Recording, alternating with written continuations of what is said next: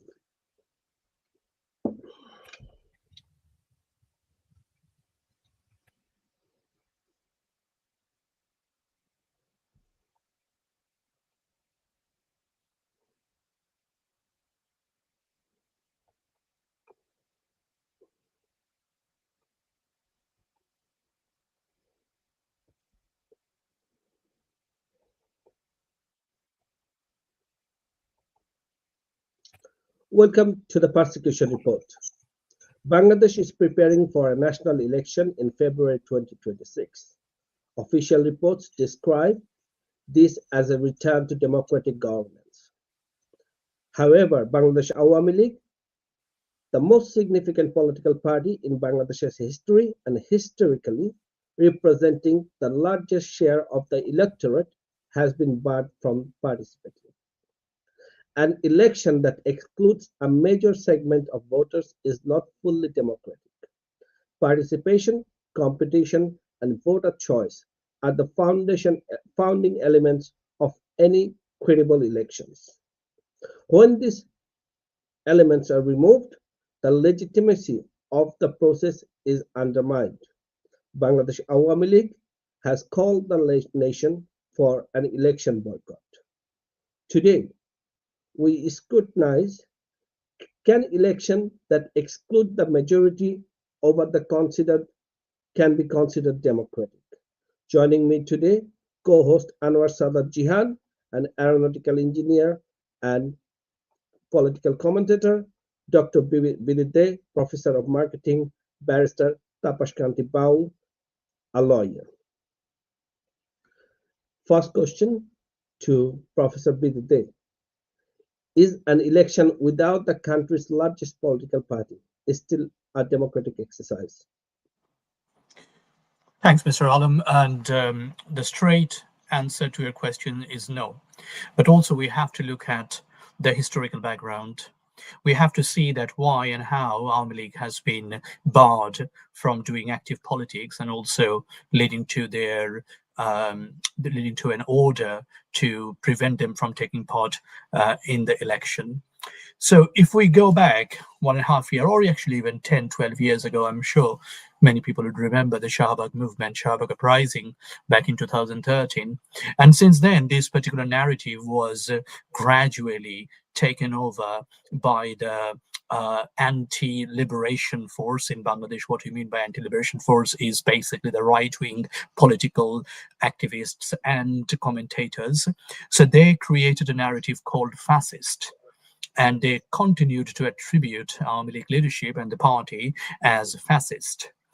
Now, it remains to be seen, and it has to be disputed and contested, that why would Awami League be called fascist? We have seen what's happening in Syria. We have seen Tiananmen Square massacre. Currently, we are seeing uprising in Iran. If these three incidents could be put together, does any of these regimes can be called, or is any of these regimes called fascist? No. If we look at Egypt in 2014, the then Morsi government was toppled by the military dictator, or not military dictator, military ruler, I correct myself, Sisi. And during that time, it is estimated that between 600 to 2,000 people were killed. Do we call Sisi, the current head of state of Egypt, a fascist? No. Then why do they call or they wanted to attribute Awami League as fascist. This is part of their plan, which they hatched long back. And the target objective of the plan was to eliminate Awami League from politics altogether, and to marginalize its supporters, and also to obliterate anything that Awami League stands for from Bangladesh politics. So this is where I find a sort of a way to analyze the current electoral situation, so that these people could claim that Awami League is a fascist party, and therefore rationalize elimination of Awami League. And if you ask anyone, I mean, my colleagues, you are based in Europe and North America. Through you, I would ask our international listeners, as well as Bangladeshi diaspora who live in various parts of the world. You speak to any European friend of yours and tell them that this is what fascist is, they would be laughing at you. By no means Awami League can be attributed or can be called as fascist. There are very strong academic definitions of fascism or fascist regime. By no means Awami League can be classified under those categories. So now, Dr. Day, would you be able to give us the historical perspective of the electorate in Bangladesh? I'm coming to the Now, why are they doing that? Why are they calling Awami League fascist? Is because they are insecure about Awami League's politics and popularity. They know that Awami League stands for a significant part of the electoral support, which historically you can see on the slide from 1991 till 2008, when we had a number of credible, internationally credible elections, even the election which actually Awami League couldn't win, couldn't form a government. They secured in 2001 40.1% votes. And that is the scenario in Bangladesh. For the last 16 years, we have again seen that Bangladesh Awami League's popularity or their public support were hovering between 40 to 50%, 60%, because there was one or two elections where the opposition didn't take part. That might have skewed the popularity more towards Awami League. But the fact of the matter is that there is always a significant part of the popular support in favor of Awami League party. Now, coming back to the point from a more nuanced understanding of Bangladeshi politics, particularly for those who are our international audience, in Bangladesh, we have got a range of different political parties depending on their ideological positioning within the political spectrum. Just the slide that showed that we have got extreme right-wing group in the form of Islamist parties, and we have got extreme left-wing form groups, the likes of Communist Party and some other left-leaning political entities. But what we see is that in the center ground is occupied between BNP, Bangladesh Nationalist Party, and Bangladesh Awami League, while BNP leans towards more sort of center-right part of the political spectrum. Bangladesh Awami League has its position rooted in center-left. And being in the center-left position, they have been unparalleled. There is no other party which is as popular as Awami League, who can be attributed, who can be classified as in the European context, we can term them as more of social democrat, liberalist, because their support for secularism, because their support for social justice and socialism, while at the same time upholding Bengali nationalism. We can see that they have a strong, visible, and palpable commitment towards social democracy. And now you imagine in Germany, if there was no SDP, in the UK, if there was no the Labour Party, in the US, if there was no Democrat Party, then how would that political position, how would that political electorate would respond who are in support of those ideologies? So in effect, the 12th February so-called sham election is going to be held without giving a wide range of options to our population.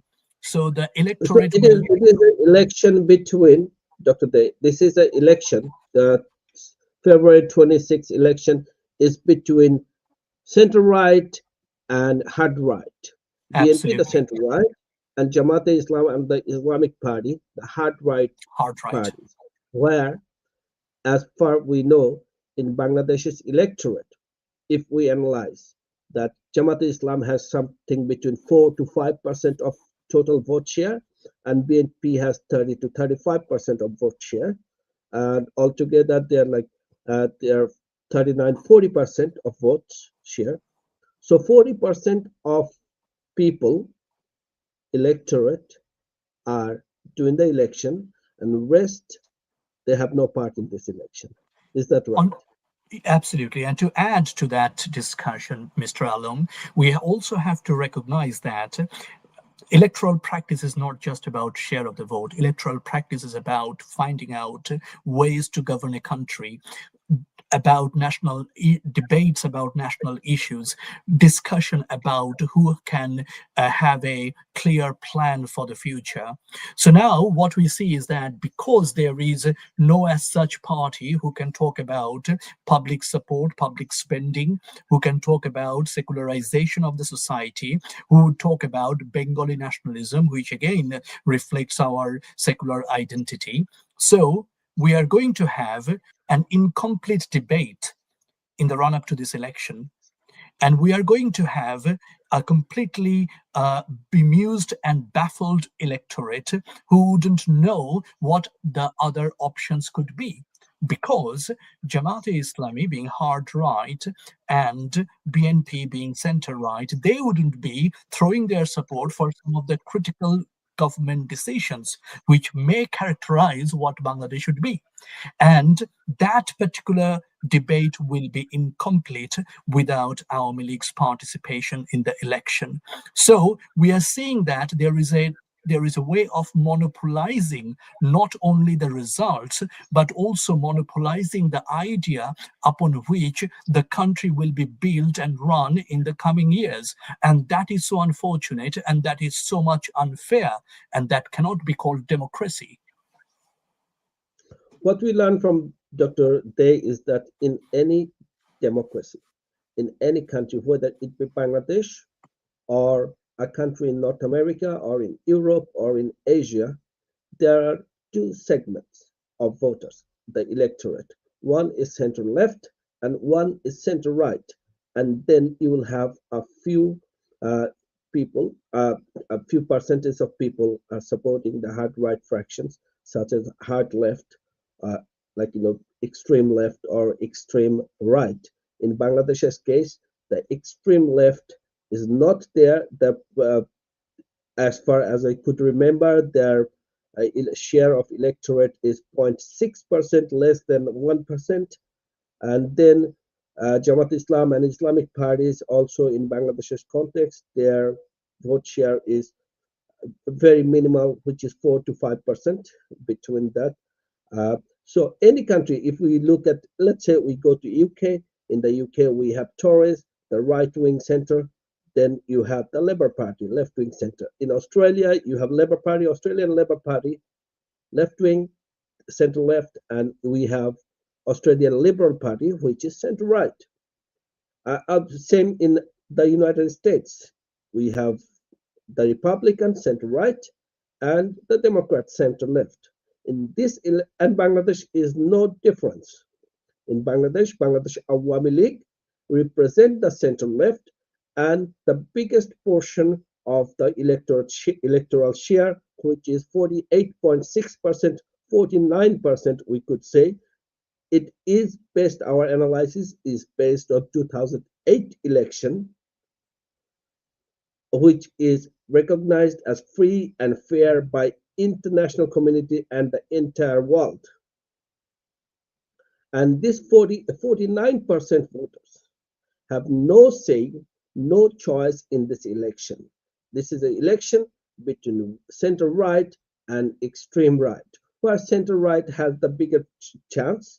I mean, this election is already decided before the election, because everyone knows that Jamaat Islam has no chances in this election, and there is no possibility that a center left voter, a Awami League voter, would vote for an extreme right party. It is impossible.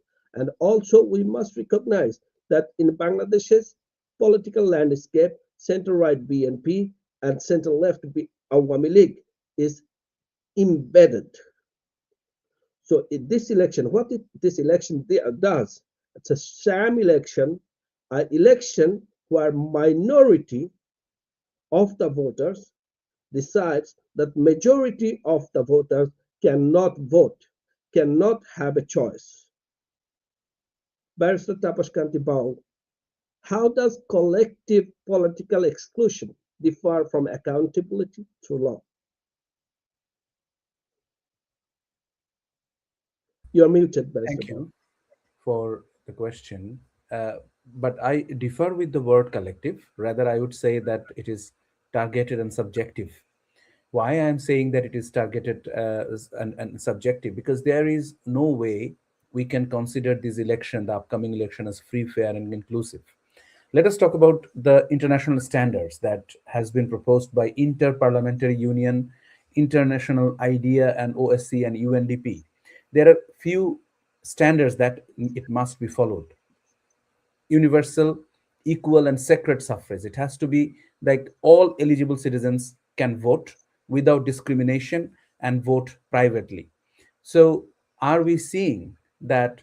You just mentioned about the religious minorities. Are we seeing that they can vote without discrimination? No. And can they vote privately? Also, no, because right now they are taking away the choice of the voters by inflicting fear.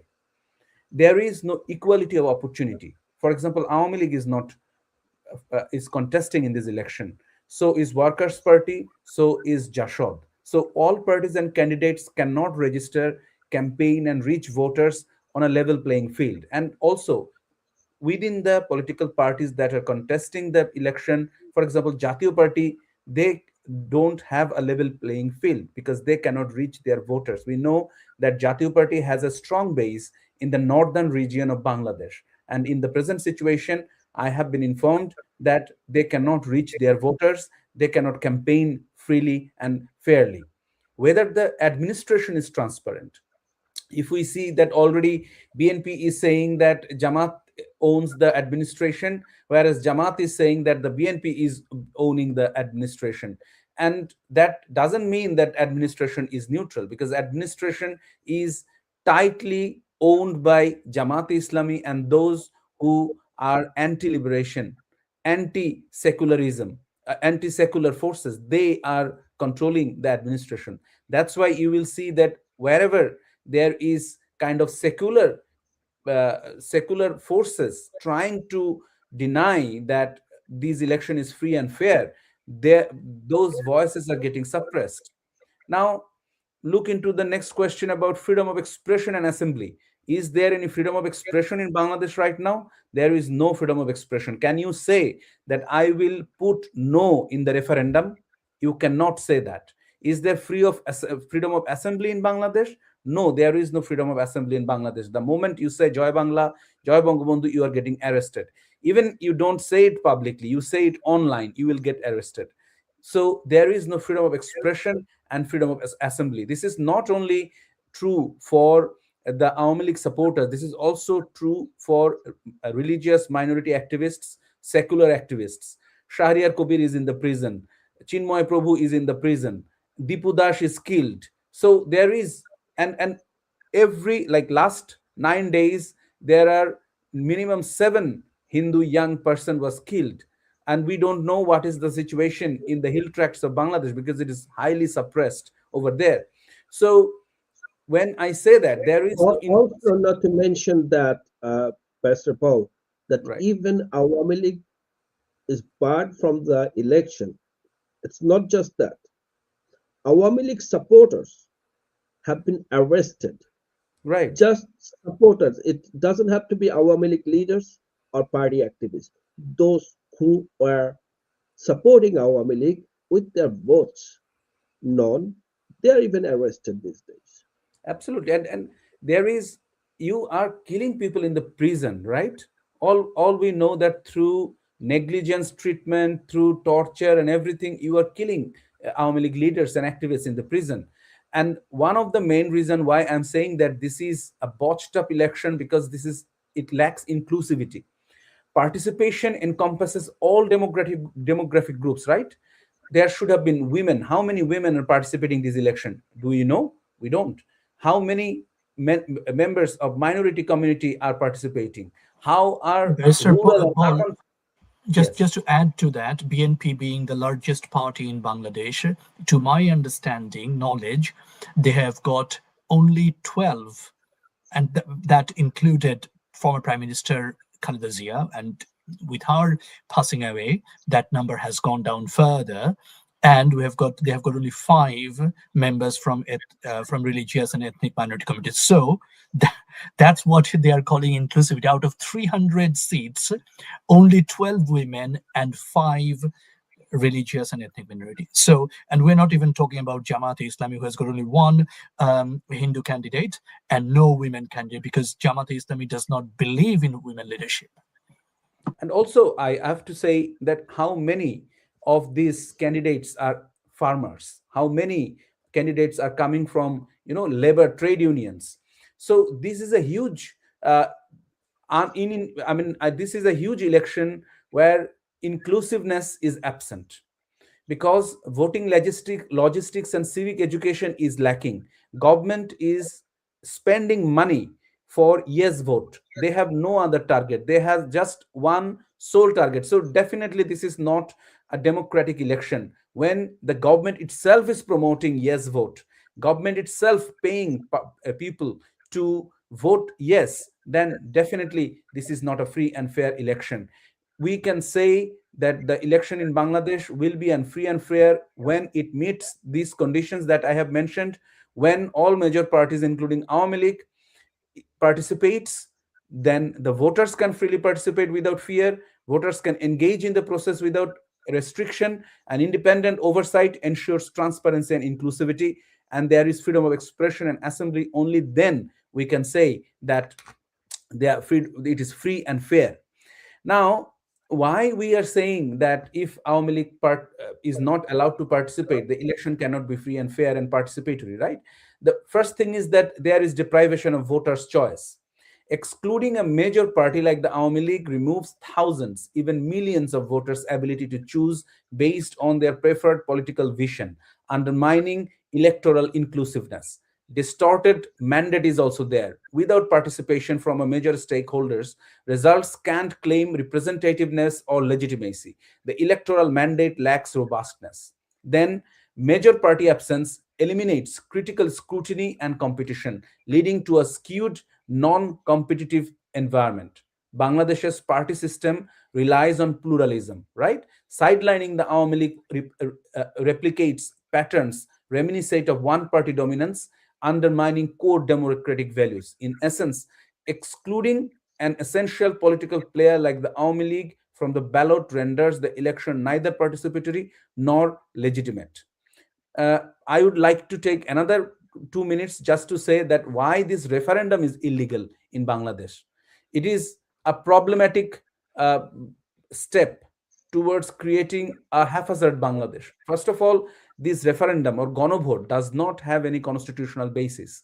The Bangladesh constitution doesn't explicitly authorize referendums. Though Article 7 vesting sovereignty in the people is cited in discursive arguments, this isn't legal foundation. Previously, referendum took place in 1977 and 1985. We have seen that in 1977 and 1985, under authoritarian regime, those referendums were illegitimate to legitimizing rulers, and they were not as used as a democratic tool.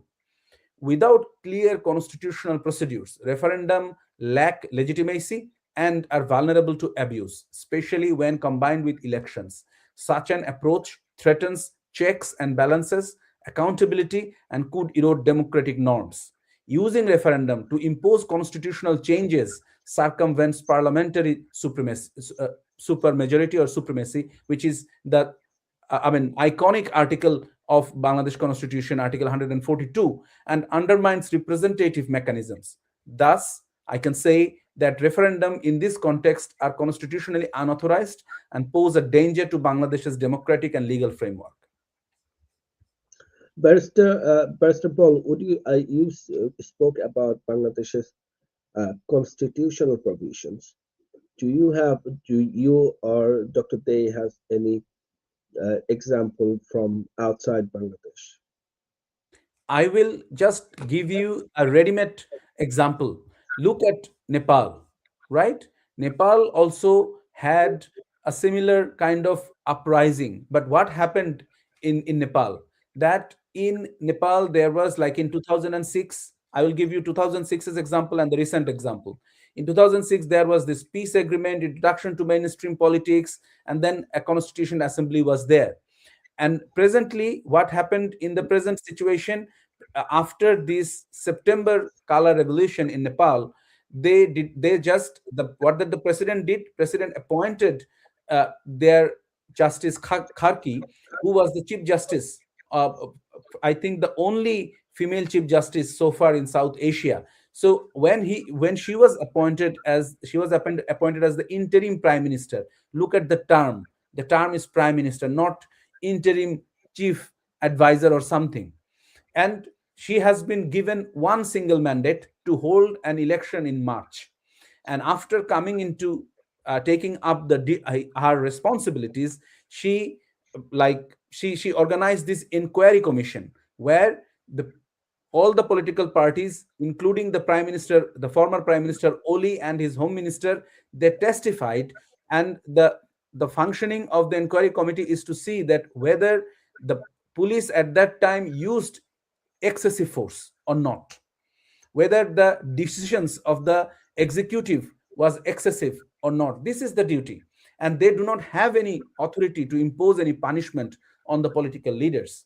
So what they will do, they will suggest, they will probably say to apologize to certain people if there is any evidence of excessive force from on part of any political leader, any on part of any police officers or army officers. Then they will suggest those names for for trial, but nothing more than that. In the upcoming election, Nepali Congress is participating under Oli, and the young generation, they have formed a separate political party that is also participating. Justice Kharki, as the interim prime minister, she is ensuring level playing field in Nepal. So everybody gets the equal face time on television, equal attention on the newspaper and everything. She did not impose any restriction on Nepali newspaper and media. So freedom of expression and freedom of assembly is there. Nepal has their minority commission, and they have commission for each and every sector or every. Thank you, Barrister Bowl. Thank you, Dr. Day. Do you believe the current regime under Yunus, the fear Awami League, is that if Awami League is allowed to vote, that Awami League will win? Yes, before that, I'll just come back to that referendum point. Perhaps our Bangladeshi listeners would know, but also just to remind them that referendum is meant to be for a binary issue. It's yes or no. And when the question is pretty straightforward, I live in a country which actually went through a referendum, although that was a disaster for the nation, the Brexit referendum, you all know, 2016. But the question was pretty clear. Would you like to come out of the European Union or not? But what we see now with this particular referendum, where there was a very farcical sham constitutional reform commission, which was, God knows how they picked up the people to lead that. And someone named Professor Ali Riaz, who is not a constitution expert, led the commission. And then they came up with a range of suggestions to reform the constitution. And that particular commission encompassed or also was participated by around 30 political parties. But if you exclude BNP and Jamaat, you could hardly find a party with popular support. So essentially, there were many parties, perhaps 27, 28 of those parties, who have got very microscopic minority support. But because they were considered as single entity separately, So they could put pressure on the bigger parties such as BNP to cave into their demands. And that's how the government actually pressurized BNP to agree on many of these suggested changes. And now those have been put together. So effectively, either you support all these 27 provisions or 30 provisions, whatever the number of provisions are there, or you do not support any of those. So there is no way you can say that, okay, I like these 10, but I do not like these 17 or 15, or I can go for these 5, but the rest are not to my liking. So that is not happening. So essentially, you are taking the whole population to ransom and asking them, putting pressure on them to like the whole package of those constitutional reforms, and that cannot be a referendum. That is unprecedented in anywhere in the world. Right. So that's why I would add to what Barrister Baul has said, and I think that this is going to be a complete mockery of referendum or any form of whatever they call it. Now, coming back to your point, is whether or not Awami League supports. So what will happen to these 45% voters? And problem is that it's those voters who are left with no options. It's those voters whose opinions are not reflected. They may have certain political ideology. So when we look at the support or allegiance to a political party, that can happen because of ideology, that can happen because of certain political agenda, manifesto, that can happen because people may want an alternative, that can happen because people may have some historical attachment with them. So what is happening with these 40% supporters of Awami League? None. And these population are not having their opinions reflected on the agenda of BNP and Jamaat. Because as we see that Jamaat and BNP have a complete different political narrative, where there are fundamental differences. And also we know that BNP and Jamaat have got the history of corruption, history of terrorism, history of militancy, history of poking international security. And now we are seeing that the group that ruled the country between 2000 and 2006, which is one of the darkest period in the country's history, would be back. If I am here to, if I could, in one sentence, explain the political ideology of BNP and Jamaat Islami, it would be Jamaat Islami is an Islamist force. Political Islam is their product. And BNP is the political party that appease the Islamists. Yes, so BNP is more sort of a refined version, but BNP's politics is also rooted in communalism. BNP's politics was fueled during the era of neoliberalism, during Reagan and Thatcher in 80s. Right, so BNP's politics is nowhere towards the left, and BNP has always been supportive of a free market economy. Right, so there is, we know during 1994, farmers were shot dead by the then BNP government when they cried out for fertilizers, reasonable price for fertilizer supply, and a price for fertilizers which eventually was ensured by the following Awami League government by providing huge subsidies in that sector.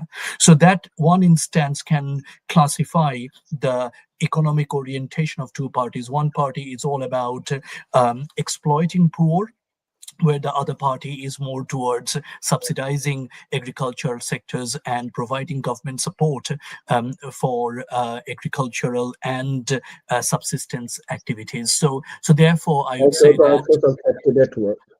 Yeah. Awami League is known for building the social safety network for the people who are underprivileged. And the BNP is the party, like all right-wing party, they will snatch away to whatever they could from the privileged. Yeah. Again, you probably have some slides to show us. Thank you, Mr. Alam.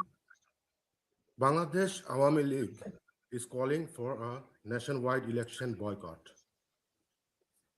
To understand under what circumstances Bangladesh Awami League is doing it, to understand under what circumstances Prime Minister Sheikh Hasina, the biggest proponent of democracy in Bangladesh, is doing it, we have to take a look at the overall situation of Bangladesh today. When we do that, it will appear as if it is an exact scene from George Orwell's fiction 1984. Bangladesh is George Orwell's Oceania, and Yunus is the big brother himself. There is nothing called truth. Just like the Ministry of Truth of Oceania, Yunus and his unconstitutional regime are trying to erase all the truths about Bangladesh and establish a false narrative about the largest political party of Bangladesh. I don't call Bangladesh Awami League the largest political party just for the sake of saying it. Historical data supports this claim. When we take a look at the parliamentary elections data from 1991 to 2024, we will see that Bangladesh Awami League received consistently more than 35 to 40% votes. In 1991, it was 30%. In 1996, it became 37%. In 2001, in the election that Bangladesh Awami League lost, even in the election that Bangladesh Awami League lost, it received 40% of the votes. And in 2008, in the recent election that was recognized as the most free, fair, and credible by different world bodies, Awami League received 48% of the popular vote. So what does all this data tell us? It tells us that the popularity of Bangladesh Awami League has been rising consistently. In this world, you can exclude 48% of the electorate base and call it a democracy. This is no democracy. This unconstitutional regime is resorting to all sorts of tools, from abusing the judiciary to mobs, to crack down on Awami League. From the data from last September, we see that 5,079 Awami League leaders were charged and are in jail. By now, this number may be in the tens of thousands. When we look at the recent request of Awami League to the International Criminal Court, we will see that more than 400 Awami League activists were murdered by mob and by other means. And then they are resorting to custodial killing, extrajudicial killing. More than hundreds of Awami League activists were killed in prison while deprived of their liberty. This is no democracy at all. It is completely unacceptable. It is unacceptable not only to the national communities, it is also unacceptable to the international communities as well. And we have started to see some of the international bodies waking up. For example, in recent days, some ranking members of the US Foreign Affairs Committee have urged Yunus about the importance of inclusive election. They have raised their concern about the elimination of a political party and barring of political activities of that political party. Only one international body, but we all know that injustice anywhere is a threat to justice everywhere. So other international bodies also need to wake up and pressurize this unconstitutional regime to cancel this sham election and work towards arranging an inclusive election. Because we believe from the core of our heart, when the election is inclusive, Bangladesh Awami League will shine. Bangladesh Awami League will shine because Bangladesh Awami League still carries the highest support of the people of Bangladesh. It is high time that all the international communities wake up. Back to you, Mr. Alam.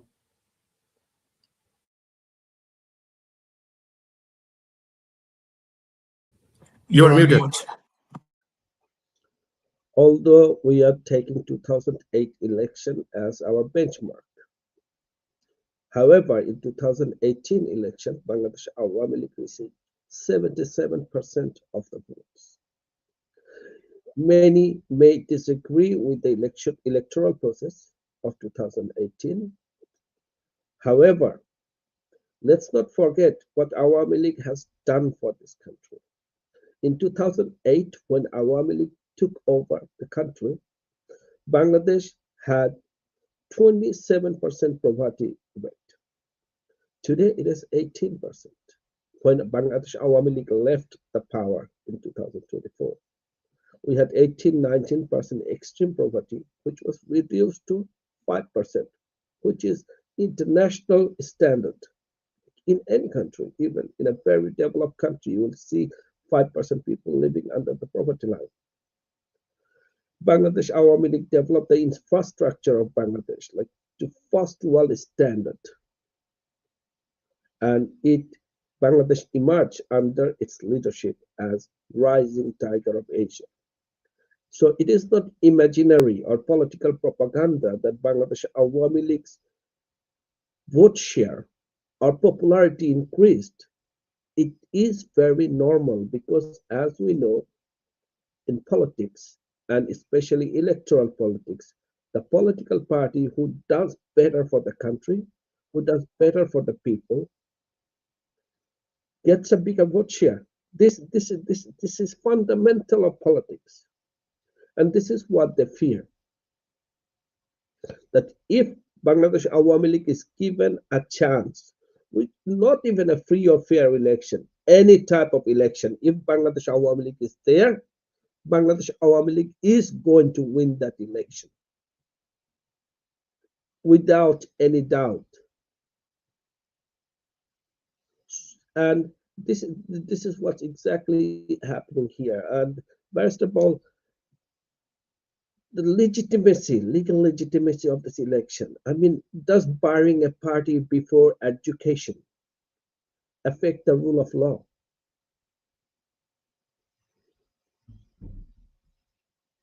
You're muted. You are muted, Barrister Baul. Yeah.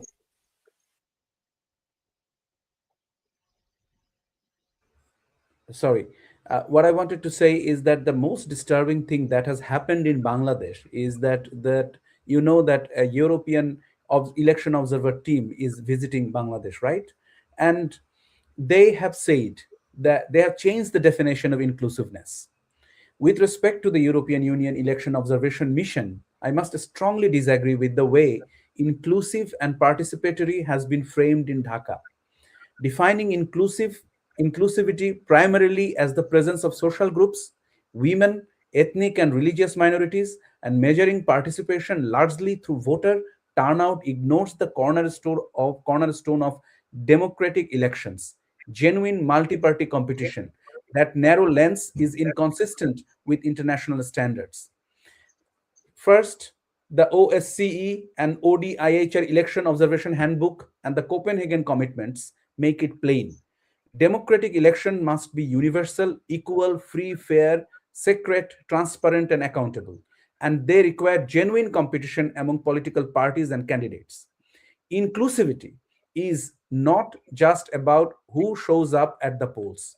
It is about whether all legitimate parties can compete on an equal footing, campaign freely, and access media and remedies. Without that, the ballot is reduced to a ritual, not a choice. So here we can see that Awami League is banned from election. Their political leaders and activists are thrown in the jail. There is no freedom of access, freedom of association. Secondly, why this mission is wrong, that the mission's public explanation stating that inclusivity means involvement of social groups and that participation will be assessed by credible turnout sidesteps these wordings, right? That the participation will be assessed by credible turnout. It sidesteps the central question Bangladesh faces today. Have all major political actors been allowed to compete fairly? The answer is no. If a major party like Awami League is excluded, or if registration campaigning, and access to dispute resolution are not equitable, then high turnout cannot sanitize an election's democratic deficit.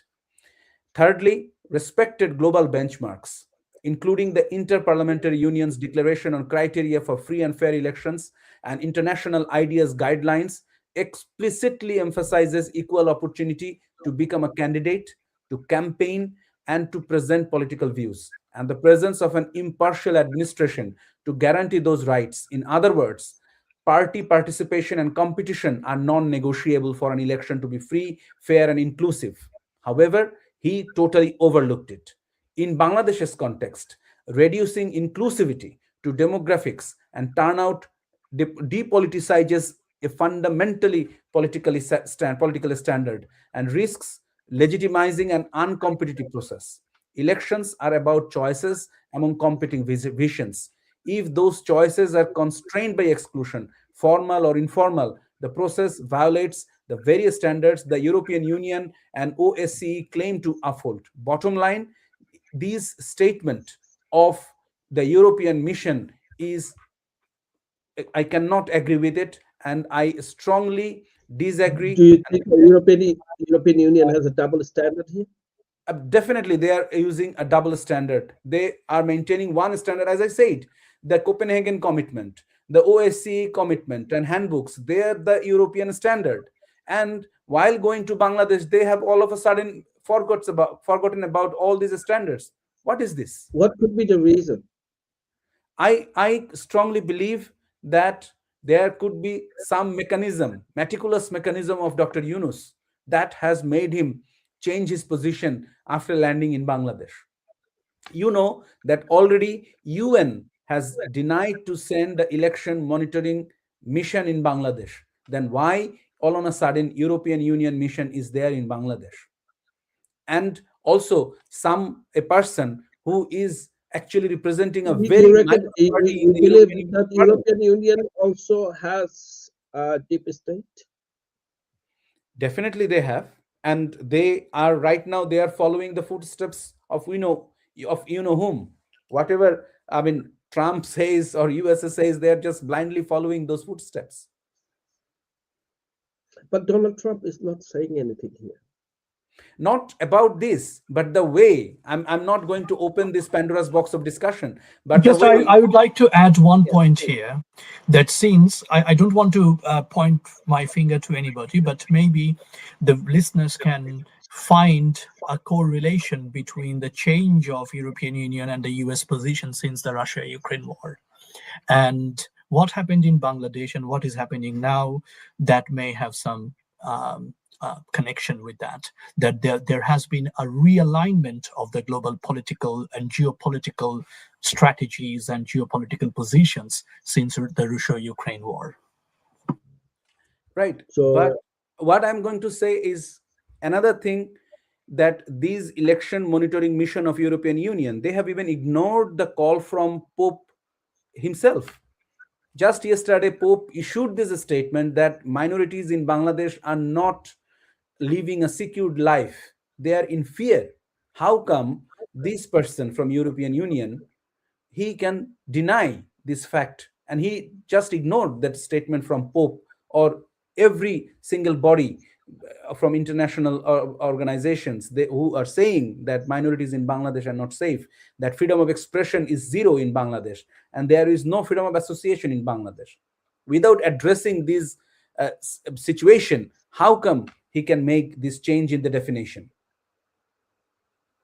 He is just, I would say that he is just another puppet. Dr. Day, what message does this exclusion send to voters, the people? I mean, I would echo what Barrister Baul. We are playing with the rights of the people, isn't it? Yeah, I mean, just to give you an example that what can happen if there is no participation of all political parties. We have been seeing in the student union elections in all major universities in the last few months. And you can see that Jamaat is clean sweeping all of these elections. Why is that happening? It's happening because the electorate does not have too many options. And it is when these are very muddled, when there aren't too many political ideologies and manifestos to choose from, then there is always a risk of rise of populism. There is always a risk of rise of extremism. And that's what I would like to remind all the international communities, that what you are doing or what you are ignoring, what you are not doing for Bangladesh can lead to rise of extremism, and which we can already see. We can see that the Islamists have already gained a lot of spaces within the country. They have been allowed to exercise their power. They have been allowed to exercise their street power right now, and that can soon become their constitutional power when they will take positions in the parliament. And there is a chance, there is a realistic risk that Bangladesh will drift further towards extremism, which can jeopardize not only Bangladesh's future, but also the regional and global security. And that's why, yeah. I have another question. Right? We know European Union. I live in Europe. You live in Europe too. And we know that European government and European politics, European democracy politics is even Dr. Barrister Baul, he's living in Europe now. That morally standard, morality and ethics, it matters in European politics. It really does, at least when we inside Europe. So with the Bangladesh election, the role European Union is playing, what message it is sending to its own people, the Europeans, Europe. Let's say if some European people becomes interested in Bangladesh's election, what is the message European Union sending to them? It's quite disappointing. I fully agree with you that both the European Union and the UK, unlike the US, uphold certain values and moral standards which are severely, which are not properly followed in their current exercise or engagement with Bangladeshi politics, as we see that the UK High Commissioner in Bangladesh has been having repetitive meetings with Jamaat-e-Islami and legitimizing them, supporting them, which again is very disappointing. So it sends out a paradoxical message to the population at large, and also the policymakers within the European Union as well as the UK, that at one side we are talking about pluralism, we are talking about human rights, we're talking about inclusivity, and these are the strong pillars, the cornerstones of liberal European democracies in this continent, which actually make the continent so peaceful and so democratic. But they are not siding, they are not showing sincere intent to upholding these values when they are engaging and interacting in Bangladesh. And that's where I feel that it goes far beyond what we see in our naked eyes. There must be some deep issues, geopolitical interests of these countries and these commissions, which are underpinning their actions in Bangladesh. I mean, it is even a child would understand because of this background and the involvement of extremist, religious extremist and hard right element in this election, who would be empowered by this election. This election would be empowering hard right Islamic extremist outfits. And European Union would definitely have this data. They will have this analysis because they spend massive amount of taxpayers' money for this analytics. But and still knowing that this could mean a rise of extremism in one part of the world, which is vulnerable and important to the world, because in this part of the world, this is This is like 2.4 billion people: India, China, Bangladesh, Pakistan, Nepal. Three nuclear power here. This could destabilize the world. And also because Bangladesh receives a lot of funding from the European Union, that's taxpayers' money, and those funding, those support, those assistant programs should be properly appropriated in Bangladesh. If there was a corrupt government that we saw between 2000 and 2006, if there was an extremist government that we saw during the same time, we do not see any possibility of any European supported development program will be properly undertaken and will make good to the wider population. So this is also for their own interest, for their own accountability. The European Union, I feel that, have really let them down, and they haven't done their what they are accountable to do so. Many might argue that they are doing it for political stability. Barrister Baul, do you think it can be sustainable stability when 49% of the total electorate is barred from voting, from having a choice? Absolutely right, Jay, that they cannot sustain this election. This Yunus and Jamaat and other political parties, including BNP, has forgotten one thing, that the present generation, they want to have someone in power who can actually deliver, who can deliver major projects like Padma Setu, who can deliver metro rail, who can create employment, who can sustain farmers and workers. So they have seen in the last 15, 16 years that who has done it, who has delivered it, right? None other than Sheikh Hasina. And who and like BNP was in power 3 times. Did they deliver anything other than giving the birth of Jamaat Islami? I don't think so. So if this new generation of voters, they look into if they embrace the ideology of anti-Awami League, if they embrace the ideology of anti-secularism, then I don't know which way Bangladesh is going after through this election. I But mean, this is beyond comprehension, isn't it? Like in Egypt, they're supporting a military dictator because they believe that Islamic Brotherhood is the worst option. But in case of Bangladesh, there's no problem supporting Jamaat Islami. Now, what's the difference between Jamaat Islami and Islamic Brotherhood? What is the difference? Is there right. any? Absolutely, yeah.